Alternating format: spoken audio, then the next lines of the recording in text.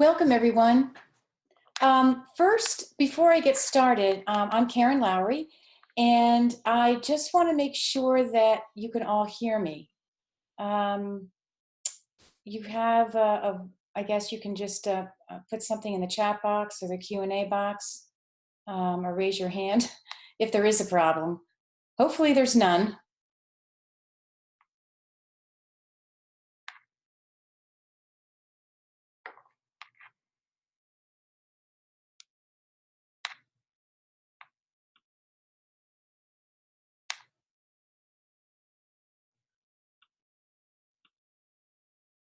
Okay, so everybody can hear me?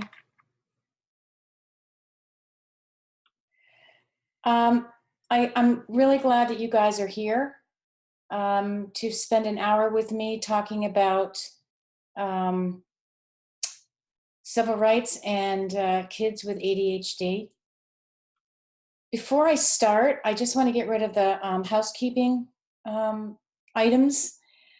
I would like to present the webinar in its entirety, and then certainly we'll leave a few minutes at the end for questions. As you see, there is a Q&A box, so you can just type in your questions and I will certainly answer them. Even if you think of the question early on and you want to type it in, that's fine. But I just will not get to those questions till the very end so that I can get through this, within about a 45-minute time period. Also, just make sure you type in the question. And also you have an option to be anonymous, but if you are anonymous, I won't know who you are if I don't get to your questions at the very end. And I would like to answer all the questions that I don't get to offline. I'll reach out after the webinar and reach out to your emails and answer those questions. So make sure that you don't present yourself as anonymous in case I don't get to you. That would be great. And as far as anything else, I think that's it, really. I'm going to get started now. Before I start, I just want to let you guys know a little bit about me. Again, my name is Karen Lowry, and I am very passionate about ADHD and the rights of children with ADHD. And that is because I have kids with ADHD. I have 4 kids. The first 2 were not diagnosed early on because I didn't know much about it, and they, everyone presents differently. My daughter somehow kind of escaped all of that, the presentations, and sometimes you have kids with mild symptoms that can do that. My oldest son was really diagnosed with auditory processing, which I do now know is he has inattentive ADHD, and they're adults.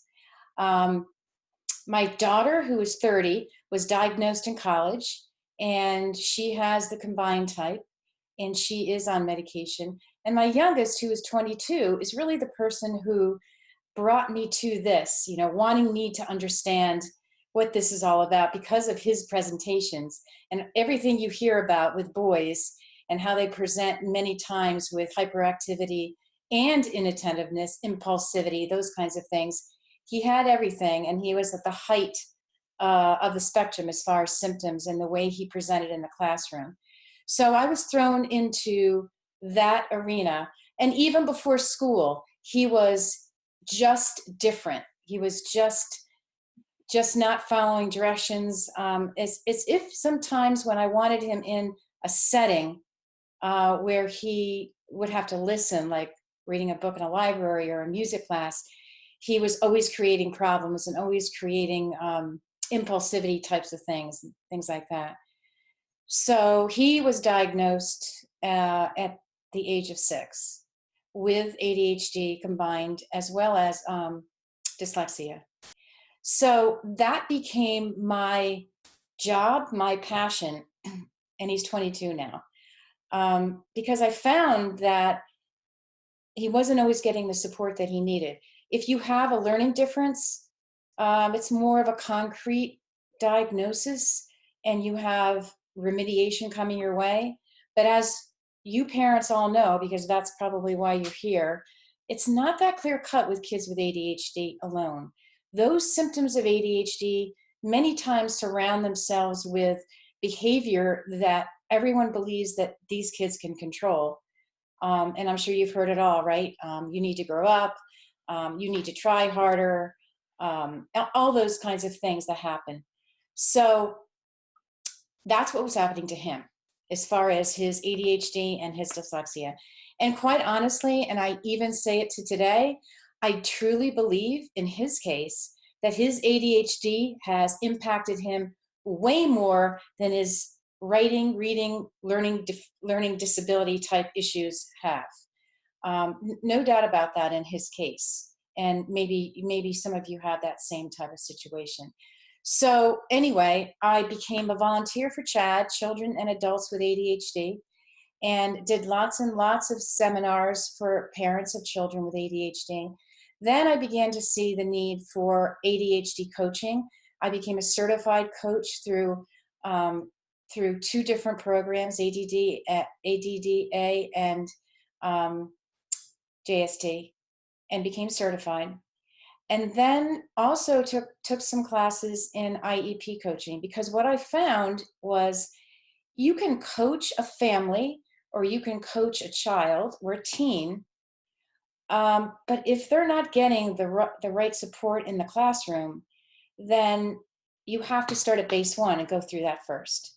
And so I truly believe that coaching and the IEP coaching, the both of what I do kind of go hand in hand, not all the time, but many times. So that's the passion of what I have. I have lived it and I continue to live it, believe it or not, because of course I moved him into a college setting and we had to go through the disability office and all of those things as well.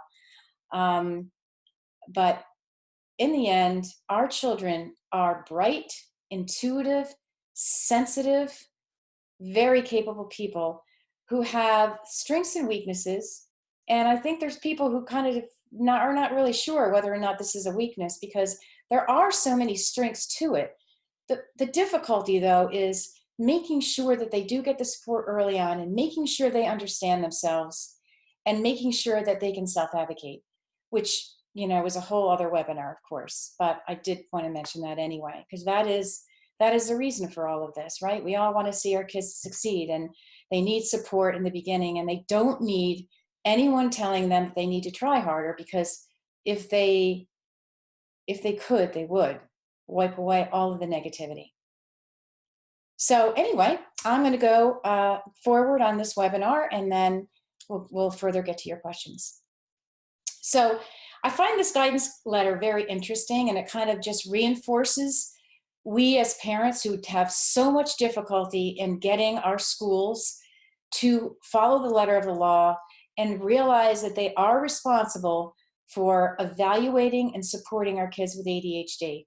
And by the way, our kids do not necessarily need a diagnosis in order to have support early on. If they are showing just signs of issues of ADHD, or any kind of struggle in the classroom, they must be evaluated first. So this letter came out in 2017. It apparently went to all of the public school districts in the country, from what I'm getting. And it talked about the importance of following federal law around 504 eligibility. And the 504 that we'll discuss further is part of the Rehabilitation Act of 1973. And as you can see, this was based on all these 16,000 complaints. 2,000 of them were related to ADHD. And they also attached a resource guide to that letter, giving more information about the ADHD and eligibility. The question is whether this made a difference or not. I don't know. I like to think that it did. In some cases, yes, and I guess in some cases, no. So first, we'll talk about 504s. So like I said, the 504 is part of the Rehabilitation Act of 1973.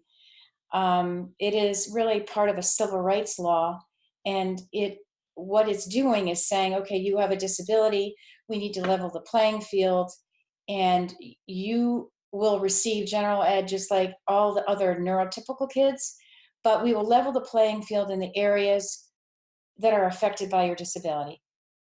And to officially get a 504, you must have the medical diagnosis of ADHD. Not only that, remember, you can't just have a diagnosis, you have to have an impact. And there are many life functions listed, but the ones that go with ADHD are reading, thinking, and concentration. Must have a major life function like that impacted because of their diagnosis. Now, how do we know it's impacted? Of course, you know, the IDEA does not really stipulate, what's impacting. It is really left to the professionals and left to the parents. And that's kind of where sometimes struggles occur. But modes of information, as I say, in this case, there's no big evaluation for a 504, come from teachers, you, the parent, as well, the things that you see, the things that your child says, the homework issues that you see, and the classroom struggles seen by even you, if you happen to be there, or you are getting emails from the teacher and the teacher, him or herself. And like I said, the accommodations for these struggles do not change expectations. It is general education with a 504. It levels the playing field and allows the child to be hopefully successful.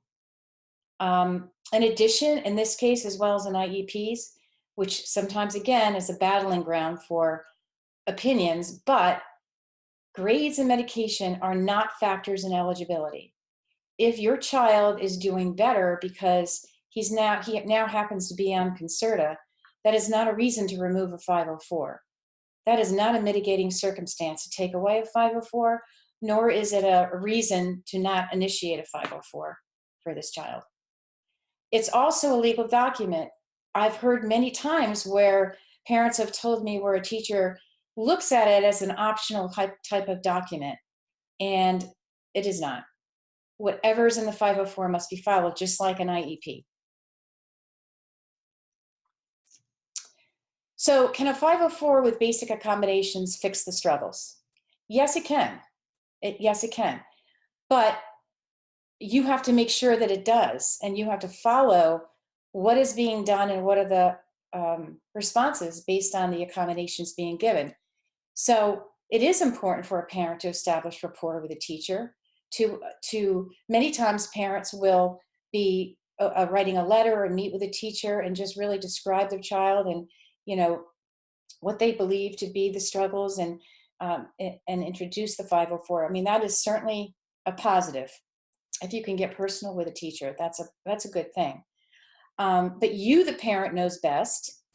And depending on when the 504 is instituted, you might even really have an idea of what kinds of accommodations and strategies that can work for that child.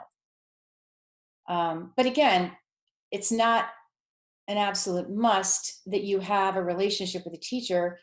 If the teacher doesn't want to, or doesn't really want to, go over some 504 accommodations, but she or he must follow it anyway. And again, some accommodations, standard ones, queuing, giving more time, establishing quiet time for testing are important. With the parent-teacher relationship intact, the 504 being followed, the child can be successful. But it depends on how it's followed, how well it's followed, how individualized the 504 is, as well as the other issues that that particular child has. And those with more significant issues, like executive functioning deficits, can be serious and significant, not seen and not supported with only a 504. So simple accommodations like queuing, extra time, quiet time, support may not be enough. Those executive functioning deficits sometimes don't show up as a young child, but they show up when assignments become more complicated and they have to start using organizational types of skills, time management, planning, initiation, and emotional regulation is another deficit as well. So sometimes those are the symptoms that hang underneath the water, underneath the iceberg there, that are not addressed and are not necessarily understood.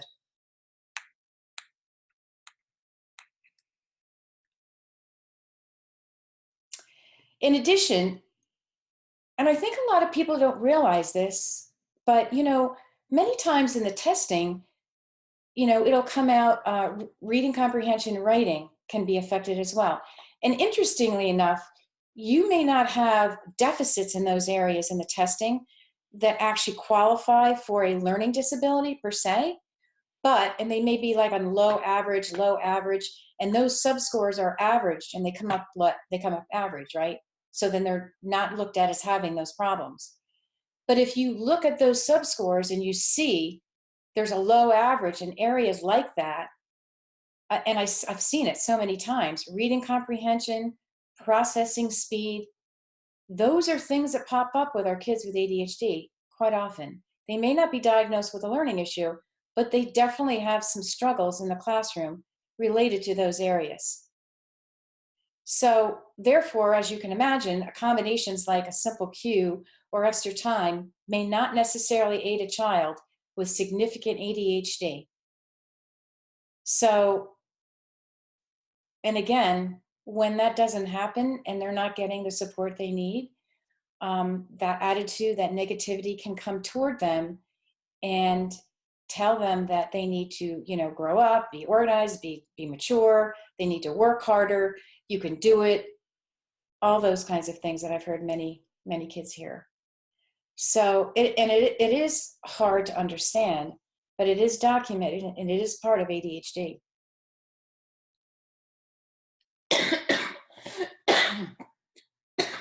Excuse me. I'm all about positive self-esteem. That is the basis of why we worry about support. Would a child put himself in a position to appear to not care and not work hard? Why would that child not work harder if it mattered and was effective? What child doesn't want positive reinforcement, no negativity, and not to be bullied? None that I know of.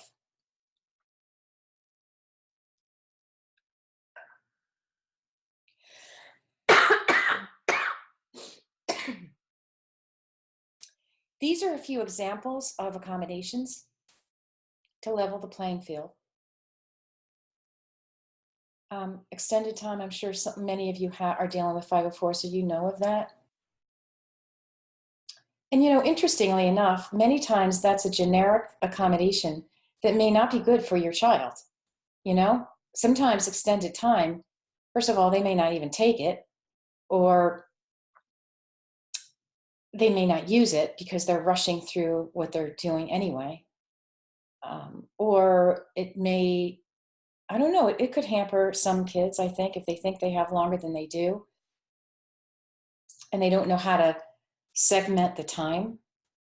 So I think that's just something to realize, that we have to be individual and realize what's good for our kids and what is not good for one particular kid. Behavioral management, that will be another webinar. That's a whole, that deserves its own webinar in my 3-part series that I will be doing. These recorders, LiveScribe, pen, and phones, they can be used for just recording and for pictures, taking pictures of notes. Because again, remember I said the ADHD child sometimes has processing issues. So I think sometimes when that child is listening to a lecture, it's difficult to keep up, to process the language as fast as it's being given. So being able to take pictures or getting notes from someone else or the teacher is pretty important. In-class reference notes, typing. I mean, of course, in college, a lot of times kids do that anyway, but even early on, to have typing skills rather than have to write, sometimes that's easier. Being tested in a different way, oral assessments, graphic organizers and timelines to help with, chunking information when you're dealing with an essay, thinking of ideas, guides, learning how to chunk into small steps.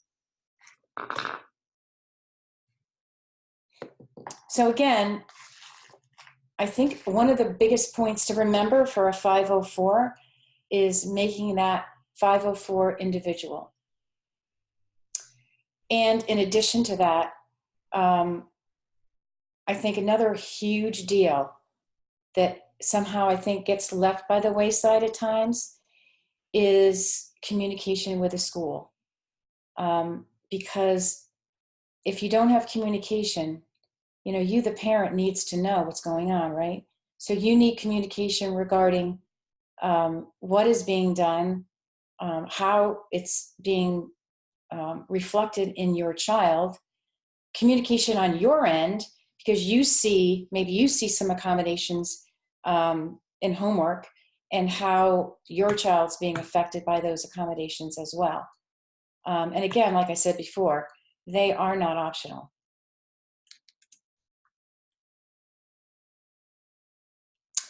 And again, this is just a continuation of what I think is so important regarding communication. You have to have data. What is the data? It depends on what the accommodations are.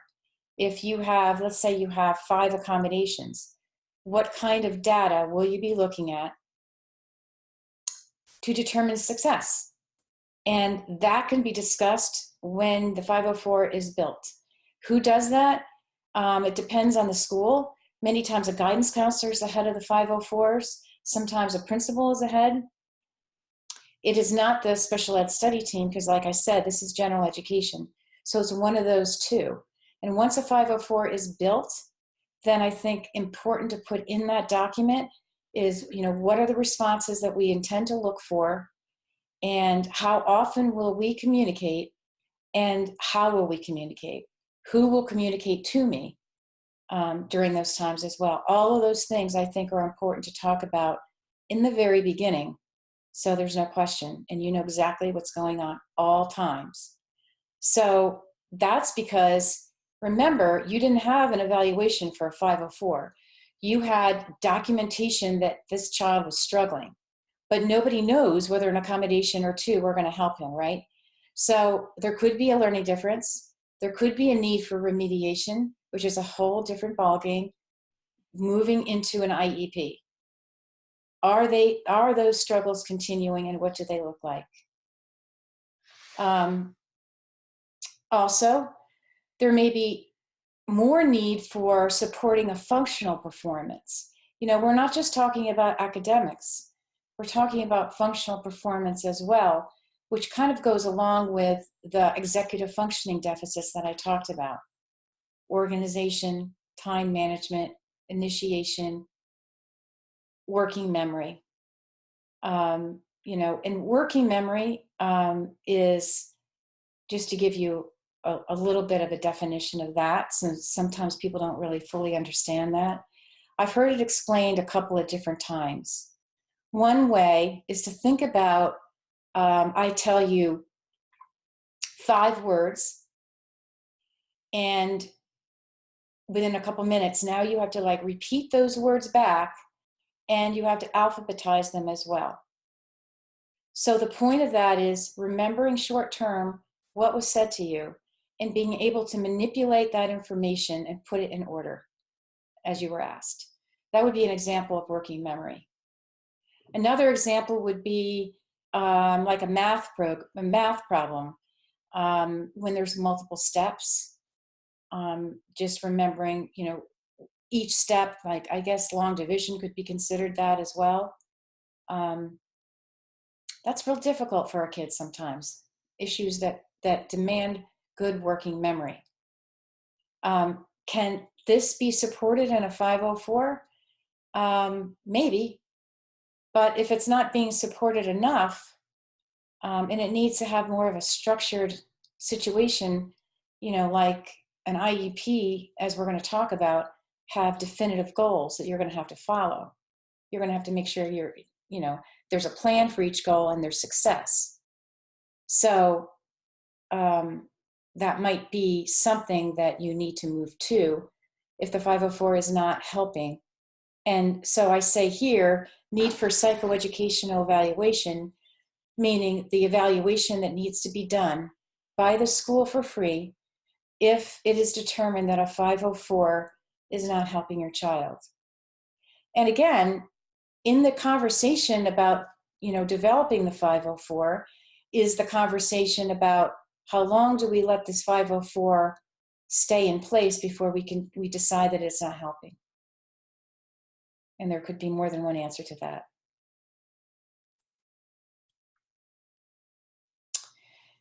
Does the classification make a difference? And I guess I just mean that, if you have an IEP, so OHI is the diagnosis for other health impairment, which includes several diagnoses, and ADHD is one of them, other health impairment. And I have seen where IEPs are developed using emotional disturbance when the child has an ADHD diagnosis. I think that's not a good idea. Emotional disturbance is listed, I think, but the emotional disturbance is a classification that limits what you're going to be dealing with. A child with ADHD has emotional regulation issues, possibly, along with many others, possibly. So emotional disturbance is not, to me, an appropriate classification because it narrows the services. And I did have a meeting one time with a district, and this child had emotional disturbance, and there was a little bit of a battle to make that change, but we did. We were successful. But in addition to that, I think what is very, very important that I see a lot is, I guess that's why I said, does classification make a difference? Yes, it can, but I think my other point is it's important to know that regardless of what you're writing down, let's say a learning difference, you could have multiple classifications in the IEP. The important part of it is what is happening to that child in the classroom, academically and functionally, and what can we do to remediate, right? It's what is happening.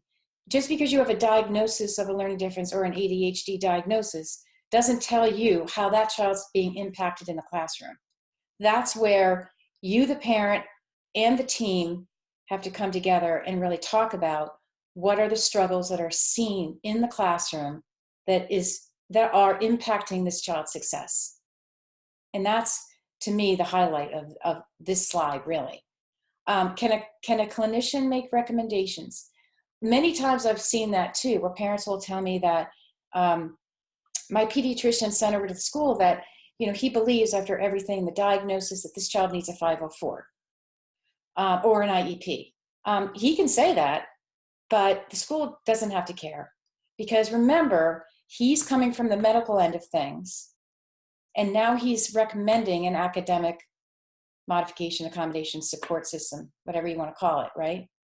So he can no more do that than a teacher saying, this child needs to be on a medication. That is also out of the realm of her professionalism, and she can't do that either. So I would say he can.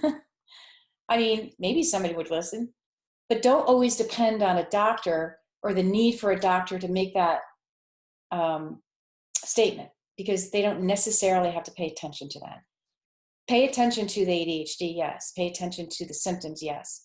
Not necessarily the recommendations that he's making that have everything to do with the classroom. So I wanted to go over bits and pieces, the anatomy of an IEP. So this is kind of an overview of what's in it. And then I'll take each one and kind of expand it a little bit. The PLOP, that's in the very beginning of the IEP, present levels of performance, very, very important.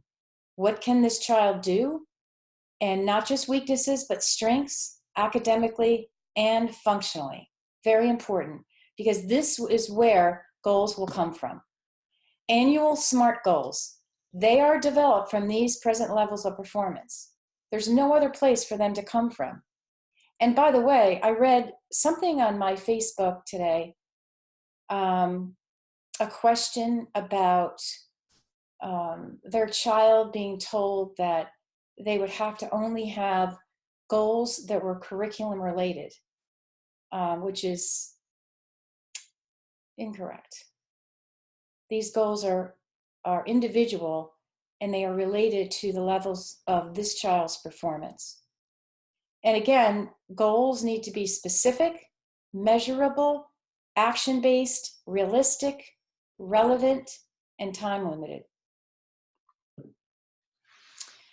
Data, very important as well. And like we talked about data in the 504, again, who will be responsible for this plan?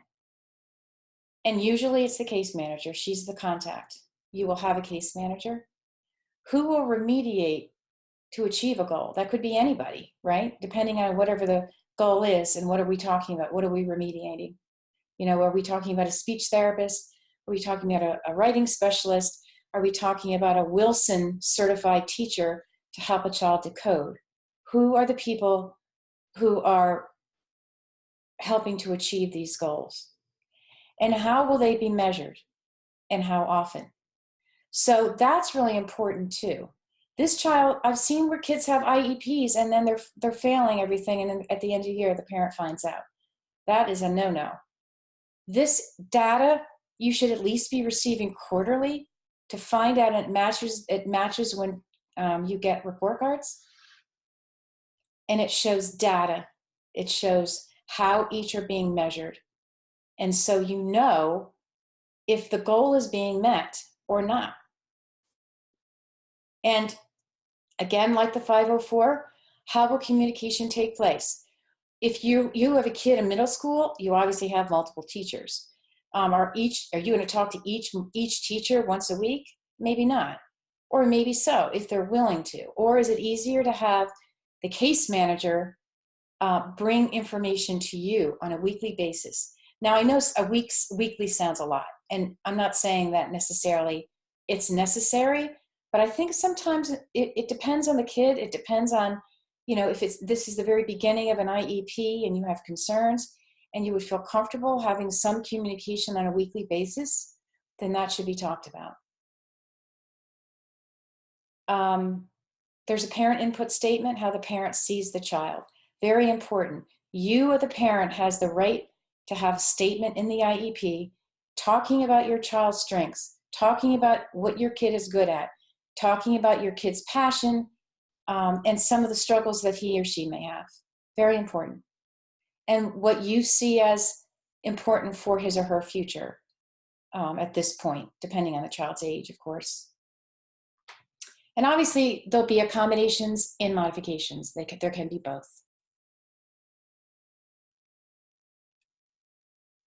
Who is on the team? A ton of people. Sometimes more, sometimes less.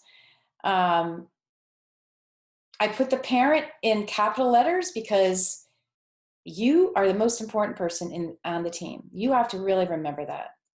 You know that your child, I'm telling you, I can't tell you how many moms I've talked to who I'm stunned at the amount of intuition that they have. These people are not teachers, professionals in the schools, but they know what's going on with their child, and they know that child needs certain areas of support.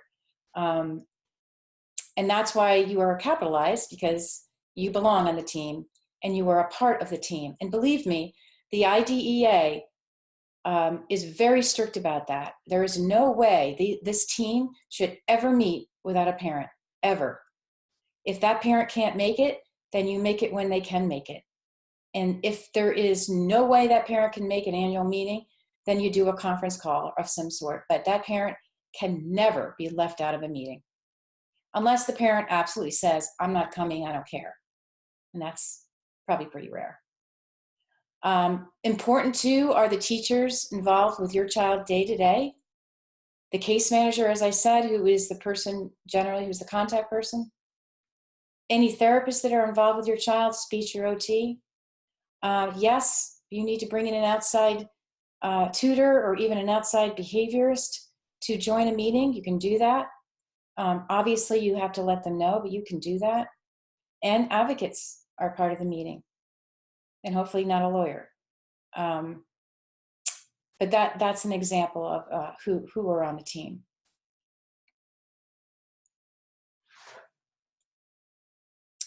This is just another picture. There's so many presentations of ADHD, and that's why we have to remember, individualize.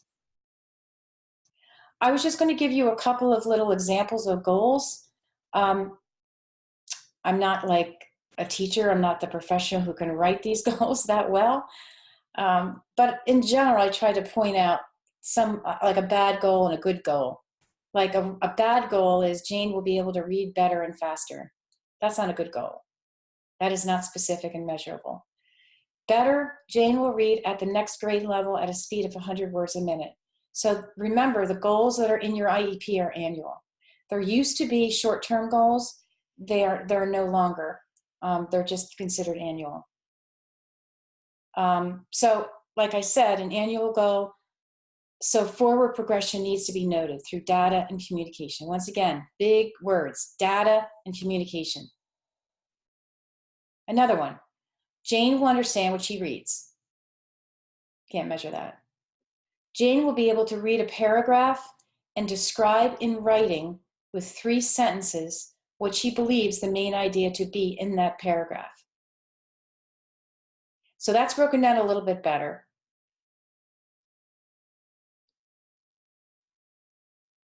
They're also attainable, time-bound, and results-oriented. Billy will be able to complete his classroom math work. Not quite specific enough. Billy will complete the math work of 2-digit multiplication problems and 2-digit division problems using the accommodation of half of the problems, meaning that maybe an accommodation in his IEP is that he will not have to do 20 problems, that he can do 10. Another one. This is reflecting executive functioning skills. Sally will complete a project that is due in 2 weeks. Well, that could be a problem. Sally will initiate and complete a project by using a graphic organizer, listing ideas, chunking pieces with corresponding due dates, and putting the pieces together by the final due date. And that's, you know, a child who, you know, if the goal is to complete a project, then it's reflecting her present level performance, which is, you know, difficulty with executive functioning skills, right? So to measure those skills, you have to be able to write a goal so we can measure them. Measure, what are we measuring? How can we make sure that this project is done? What are we looking for her to do to be able to accomplish at some point in the year, to be able to do that?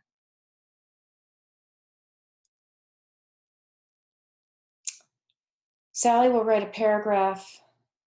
Oh wait, I kind of reversed this one. The bottom one is the not so good one. Sally will write a paragraph completely describing her favorite hobby. Or a better one, Sally will write a paragraph of 5 sentences, each with 8 words, with less than 3 words spelled incorrectly. Sometimes IEPs are outrageously confusing and overwhelming because there are just too many goals. I mean, I've seen them with like 20 goals. It's just, you can't follow. Who can follow 20 goals, right? A kid can't, a teacher can't, a parent can't, just can't.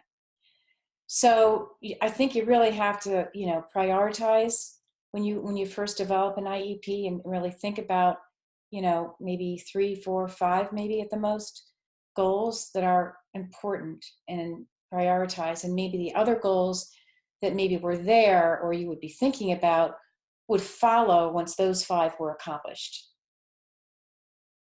And the questions, are they achievable based on present levels and learning issues? Do they contribute to further education, employment, and independent living? And that is what an IEP should be doing. And the further education was added in a relatively short number of years ago. I forgot the date exactly, but further education is listed as well. And again, areas that are linked to data, along with maybe some testing, if your child is being remediated for something, the teachers could have other kinds of data too, but just this data, the main data, homework, time management, grades, levels of frustration, certainly, comments from teachers, behaviors that are being seen, classroom completion, and I didn't say this, but also comments from the child, him or herself. And always remember that changes can and should be made based on data. That the fact that an IEP has to be seen, or you have to meet for an IEP annually, doesn't mean that you can't meet multiple times during the year if you find that there's some issues that you're concerned about as a parent. The other good thing is, if you wanted to tweak an IEP, sometimes that can even be done without a full blown out meeting, bringing everybody in. So that's another something to remember. And again, the data that I've kind of talked about again, but the data for this IEP is to determine how a goal will be measured. Each goal we have to know how we're measuring that goal, who will measure it, how often that will happen, which, like I said, it should be quarterly. The communication piece, who will communicate that to you, when will they do that, and by what method? Parental input, data, really responses throughout, like maybe a 3-month period. You're getting teacher emails, or you're observing your child, or conversations with that child on what's happening. Lots of areas where parents bring data to the table. There is no answer to how many IEP meetings are needed to determine success. It is just really based on data and communication. Those are the 2 things. When can a parent request a meeting? Like I said, anytime. Anytime. And again, the parent input statement. That reflects how important the parent is in the process. You are a part of the team. You are including this in the IEP. You are physically writing a piece that is part of the IEP. What you believe to be your child's strengths, and don't ever forget that. The strengths are so important. The passions are so important. What you see for him or her in the future, what he sees for himself in the future, and he can talk for himself later on when he's in a transition mode, when he's like 15, and participating in that IEP meeting. But until then, you can speak as well for him or her. Hopes for the future. It's a reflection of what the parent sees as needed goals to achieve for future goals and passions, right? What kind of goals do you as the parent see as that are needed in order to get to the next level of goals for your child? And I love this picture. I am the I in IEP. And that's you. Present levels of performance, like I mentioned, just to expand a little bit, just looking at the IEP, do the present levels have data that relate to the IEP goals? Those goals come from those lists of levels of performance. Do they include academic data? Those PLOP, that little chunk of paragraphs in your IEP, should include academic data, should include performance that's functional regarding executive functioning skills, behaviors, social skills, and communication. Are they updated? And they can be updated at any time, as we're talking about. And certainly year to year shouldn't remain the same necessarily. They should be changed. And again, don't just describe weaknesses, but strengths, and any concerns too that you might want to list as well.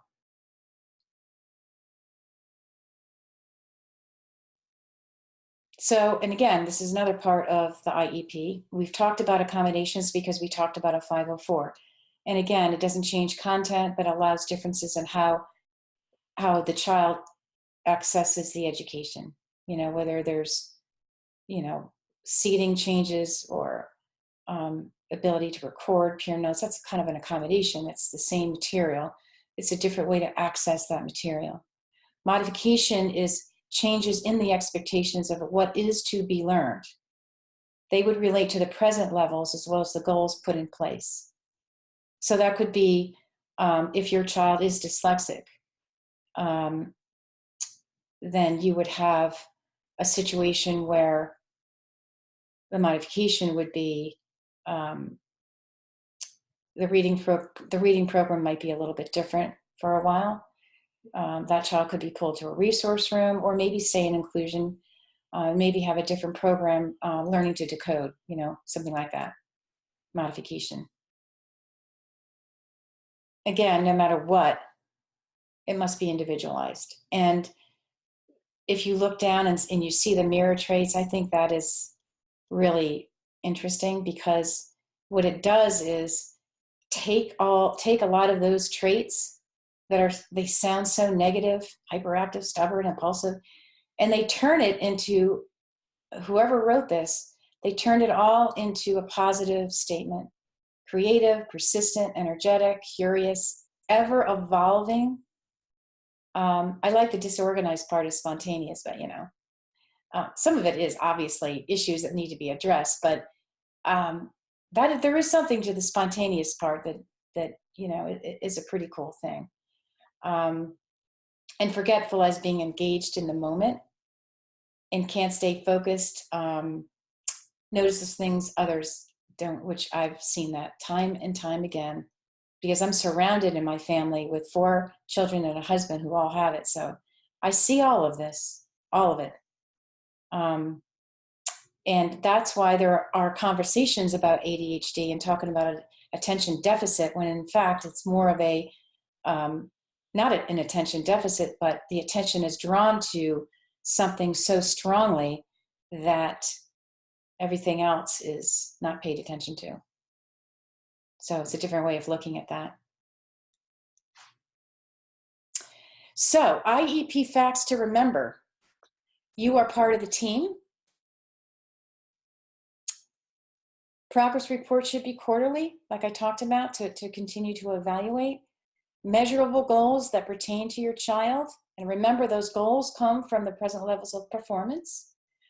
The child should be involved.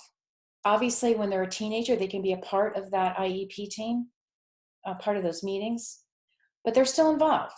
And I think that's very important as you move through that journey, because that child needs to have a say as they get older as to what strategies work or not. Because I see that time and time again too. Strategy you would assume would work for a child with ADHD doesn't necessarily always work for every child with ADHD, because they're individual just like all of us. Meetings can be called at any time, but at least annually. Goals should never disappear. Don't come to an IEP meeting and have a draft thrown in your face and have it look totally different, where goals showed up and other ones disappeared. That's, they should be worked on, talked about, and achieved. Meetings should always be collaborative. Now, I realize that, and again, remember too, side note, you should always remember to have a draft of an IEP. Now, technically, based on what I said, there shouldn't even be a draft, right? You're part of the team. We should be like forming this IEP from the beginning. But that's not realistic. That's a lot of work, a lot of time. So no, that's not done. you know, our schools are professionals. You know, they're supposed to come up with somewhat of a baseline, and that's what they do. And that is the draft.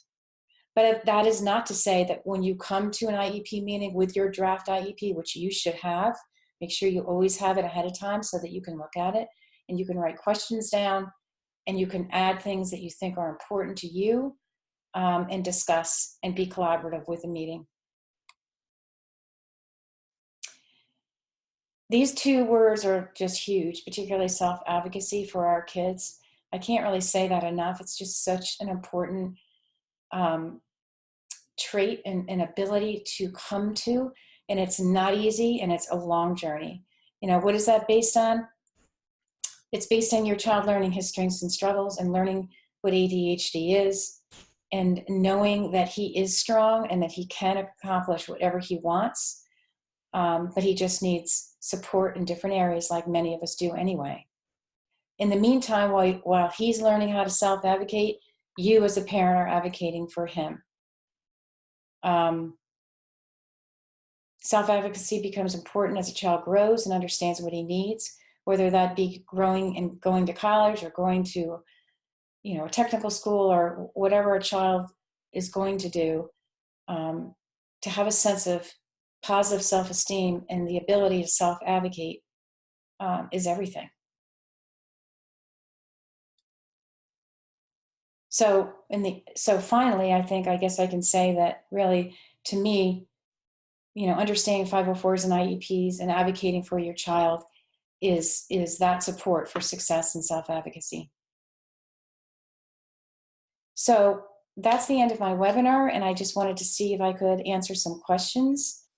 And let me see if I can find them.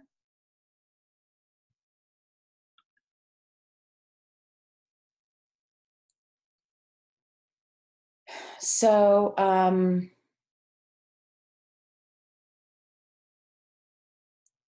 one person says, a diagnosis of inattentive ADHD, OCD, and anxiety, has a 504, was told not eligible for an IEP because testing was done by the school, showed scores, including working memory, were too high to get an IEP. If grades and scores are not a criteria, why would they deny an IEP but allow a 504?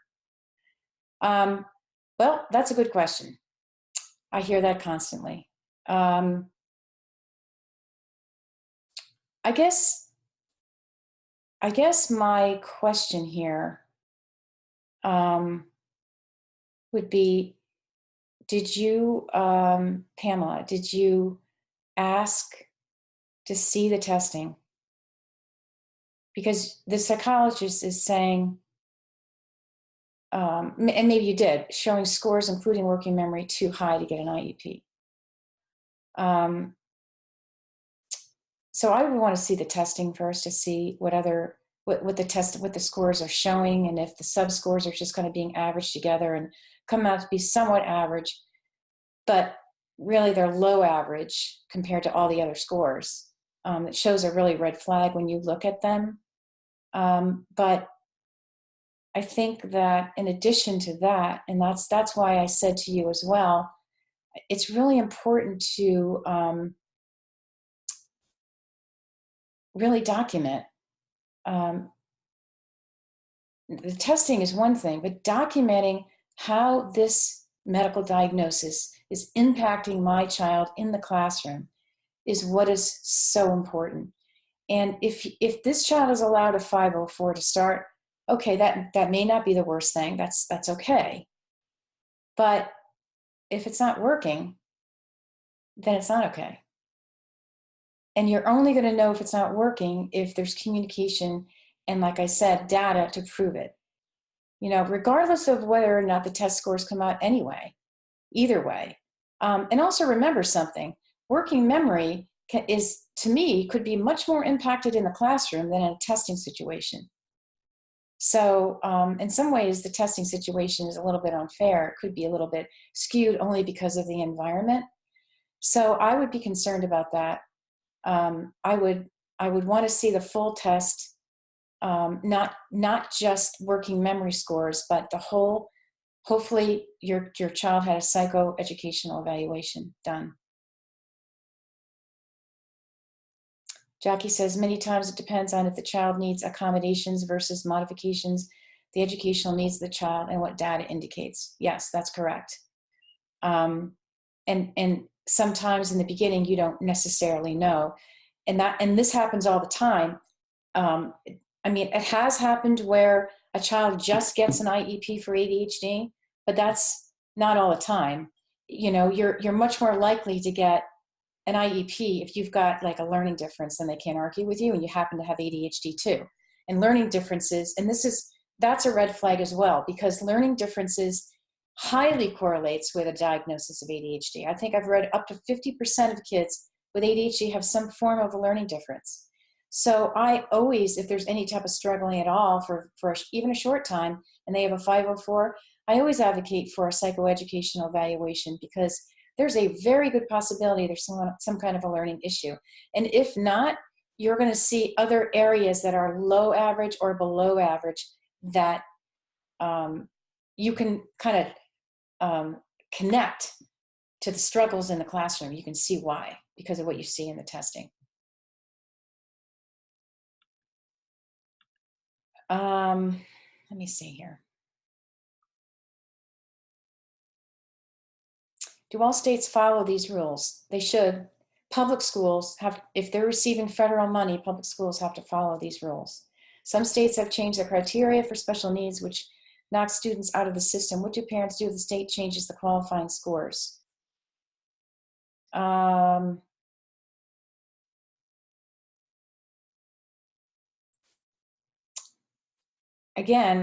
I guess I don't really know. I think there was a time where the qualifying scores where you had to show deficits between what the scores showed and what a child can do or something to show a learning difference. And they do not do that anymore, to my knowledge. It is just based on that complete evaluation and how ADHD is impacting that child. And if that child is impacted in all of those executive functioning deficits, as well as many of them are having writing and reading comprehension issues as well, that are not learning issues, it is all part of ADHD.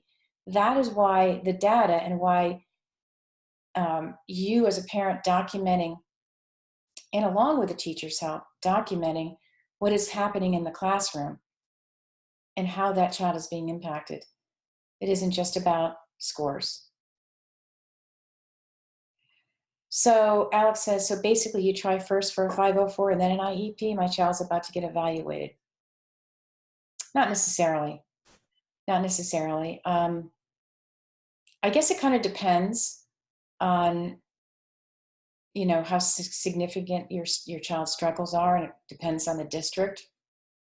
Sometimes the district will certainly push a 504 first.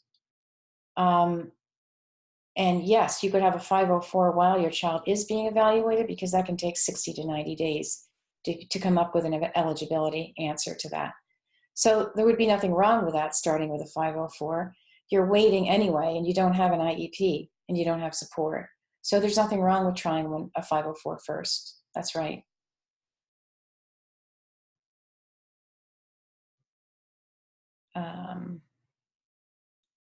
Just trying to find all of you.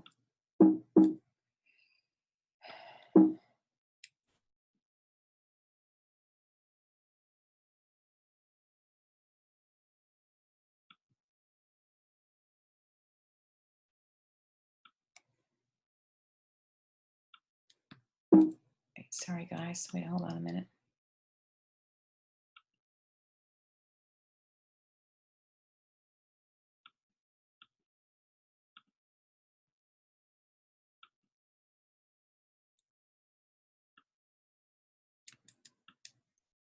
Trying to find all of you. Hold on.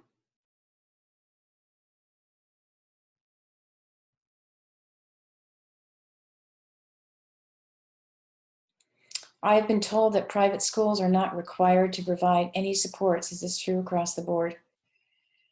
Well, that's an area that you can't really say that's true or not true necessarily. You're right, though. I mean, they do march to their own drummers, but if they're in any way receiving some kind of support, I think some schools, like some Catholic schools that I'm aware of, they're not receiving federal support, but they're receiving support, financial support from this school that's in their district. So they're receiving some money, but not a lot of money. So, and they're private, so they can kind of do what they want to do.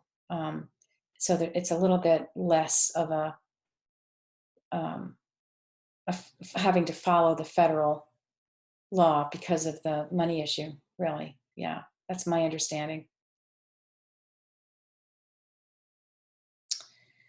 Do kids with ADHD, anxiety have the right to miss school and have a doctor's note excusing their absence due to the severe anxiety?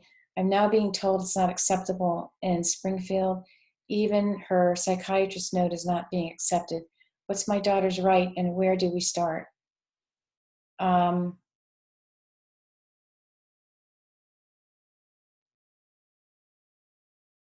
Well, I think that I guess you need to really verify in writing with the school, you know, what kind of rights you do have. But at the same time, the severe anxiety um,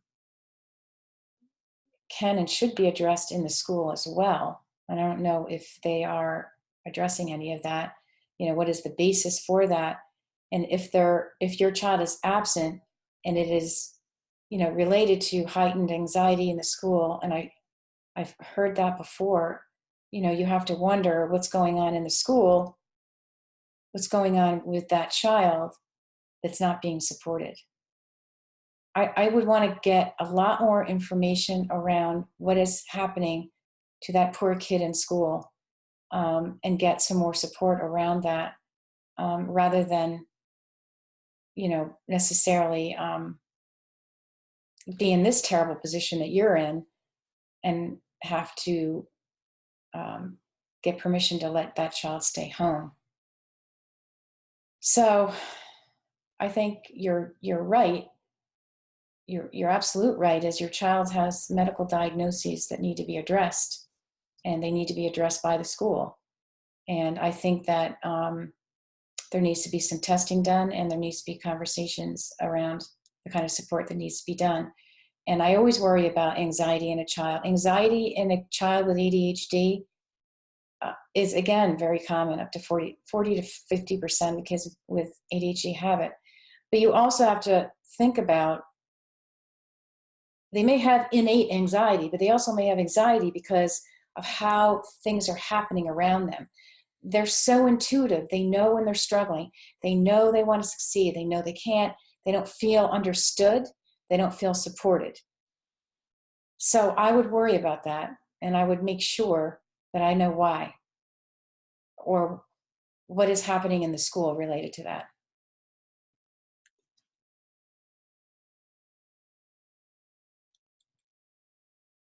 Let me see. How do you get the executive functioning problems acknowledged with ADHD? My child has an IEP and the accommodations are what you mentioned for 504, and she doesn't qualify for more, they say. We moved from Tennessee to Kentucky and they threw out her additional, oops, I kind of just missed your, what happened here? Hold on. They threw out her additional accommodation. She now does not qualify. She failed 9th grade by 1 credit, but the school did not advise us until a week before school started that she was in 9th, oh my gosh, 9th grade again. Also, has significant mental health problems due to physical abuse by mother. I cannot, grandparent, get them to add a mental health accommodation either, and she has endured much and missed school due to PTSD. Also has a heart condition, and they do not alert all teachers to her condition or safety plan. Well, grandmother, you have your hands full for sure. Wow. This is a mess. No communication whatsoever, making this child repeat 9th grade, and you didn't even know it.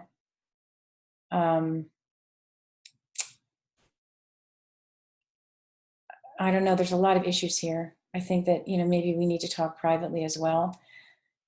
They can't tell you that accommodations are not qualified.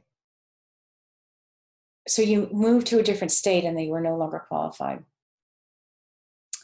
So usually what happens, and this is what should have happened, the IEP transfers to another state and nothing should be thrown out. They then choose to evaluate the child themselves and then tweak that current IEP. But to move a child to another state and throw out accommodations because they say that she doesn't qualify is totally wrong, not acceptable, not right. And as far as getting those problems acknowledged, again, that's the thing. You know, you're left as the parent figure to document where you see those problems and why you think she has these deficits. So there's a lot of things going on here. But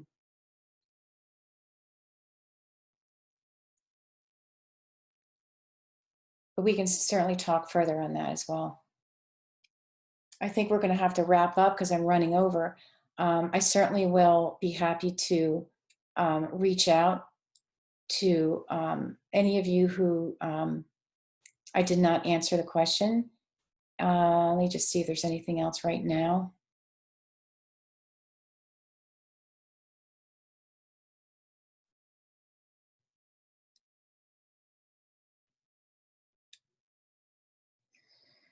Grades and medication are not factors. What about class placement, for example, being in an advanced class? So he doesn't, oh wait, I'm sorry.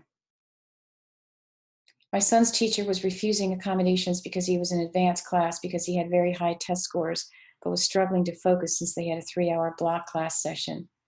She was insisting that he was already ahead of other kids by being in advanced class, so he doesn't need the field leveled by giving him rest breaks, cues, or extra time. This is such a classic comment. It's so annoying and so upsetting. So they wipe away his disability. They've decided suddenly now, because he's in an advanced class, he no longer has a disability. You can be in an advanced class, you can be bright and capable, and still have a disability that needs to be supported. Totally, totally wrong. That teacher cannot refuse accommodations at all. Not at all. That child is an advanced class because he's bright. But he still has a medical diagnosis that impacts him, and that's why he needs the accommodations that he has. Remember, the 504 was not written. This will only be in the generic classes. If he moves to advanced class, he's on his own. But how much sense does that really make? So I would get right on that and meet with the 504 director and end it. She's breaking law by refusing accommodations. It doesn't matter what she thinks, doesn't matter about her opinions, doesn't matter about any of it. You have a legal document and needs to be followed, period. And yeah, he can be in an advanced class and he can have those accommodations without a doubt.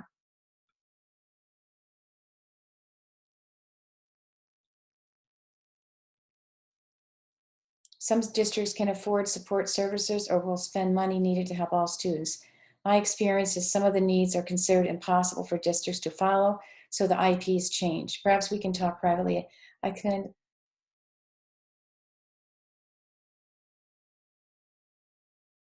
Yes. Anybody who wants to talk to me further can certainly contact me through my email.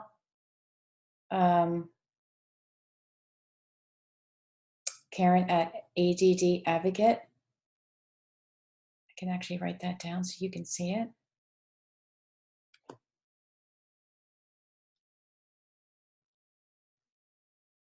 Or my website. And that will be, trying to find where I'm supposed to be here.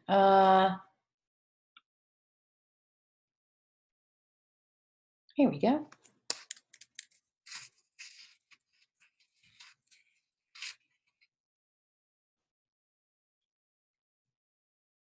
So I just typed out my website, addadvocate.com, and I do free coaching, an hour of free coaching for initial consults. Should a child always attend IEP meetings? No. I really think that it just depends on the child. Depends on how old the child is. They do encourage, parents should encourage child by the age of, I don't know, I think it's state to state, it's different, 15 or 16, when there's transitional type goals, meaning like what they're going to do after high school. They're up there, they can be a part of those meetings. But certainly if you want them involved even before then and they're mature and they have something to say, yes. In my experience, most of the times kids don't attend below below that age, but there's no reason why they couldn't if they wanted to. So I'm going to close the session for now. Anybody who has asked me any questions that I didn't get to, I certainly will reach out and answer those questions for you. And as I said, I'm always available for a free 1-hour consult via my website. And I additionally have set up the website and the particular page of my website where I have the coaching session that's really easy to sign up for if you would like to do that. And I think some of you have complicated situations and it might be a good thing to do.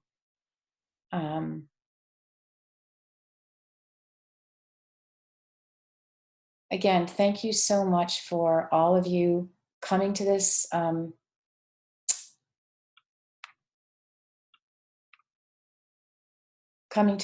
website, or I'm sorry, webinar. I know that you parents are strong advocates for your kids, and I think that the more information that you have, the better advocate you are for your child, and then your child can learn from you to be a self-advocate, because, you know, as our child moves on, we're not going to be there. So you guys are doing a really great job. You guys should be really proud of yourself. It is not an easy road, for sure. And I've traveled it, I know.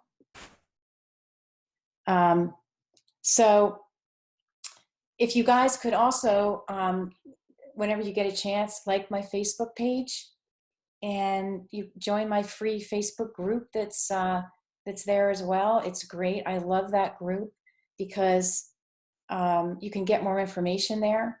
I'm always monitoring the site, but again, I have parents too who are very supportive of each other.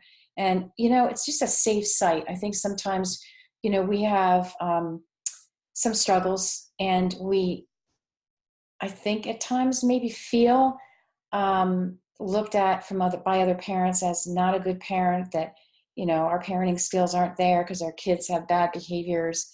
Oh, I know it's there all the time. So I think that you can come to a site like mine and you can feel comfortable, because we are all in that same group of parents and we all get it. We all get it. So again, thank you very much.